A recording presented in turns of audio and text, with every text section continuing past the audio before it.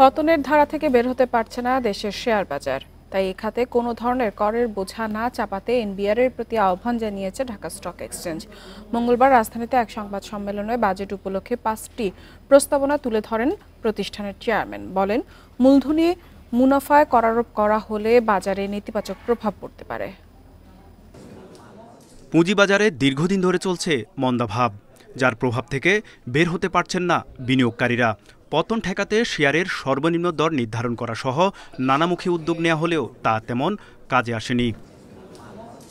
এমন পরিস্থিতিতে বিনিয়োগকারীদের স্বস্তি দিতে আসছে বাজেটে পুঁজিবাজারের জন্য 5টি প্রস্তাবনা তুলে ধরে ঢাকা স্টক এক্সচেঞ্জ।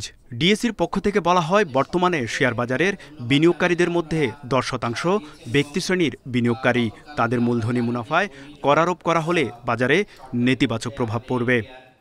এই যে ট্যাক্স, এই গেইন ট্যাক্স আসলে একটা লেভেলের লোকের উপর এটা ইম্পোজ হবে। ক্যাপিটাল মার্কেট আপনি নিজেও বলেছেন কোড আনকোড দিয়ে যে একটা ক্রান্তিকাল, এটা আপনার আমার সকলের দায়িত্ব।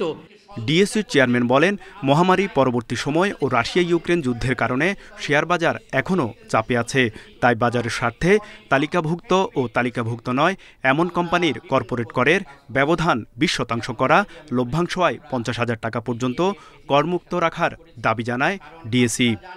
মানুষের যে ক্যাপিটাল মার্কেটের উপর যে একটা খারাপ মনোভাব, সেটা থেকে কাটিয়ে আনার আমরা বিভিন্ন রকম উদ্যোগ নেওয়ার চেষ্টা করছি। এবছর যেহেতু পুঁজিবাজারের একটা ক্রান্তিকাল, এই ক্রান্তিকালে আমরা কিছু ইনসেন্টিভ হিসাবে আমরা মনে করি যে লিস্টেড নন লিস্টেড কোম্পানির মধ্যে এটাও একটা আমাদের বড় প্ল্যানিং। ডিএসির কর্মকর্তারা জানান, পুঁজিবাজারকে গতিশীল করতে এ খাতে কর সংক্রান্ত নীতি সহায়তা দেওয়া হলে ব্যবসা বাড়বে, এতে বাড়বে রাজস্ব আদায়। তৌহিদ রানা, ইন্ডিপেন্ডেন্ট নিউজ, ঢাকা।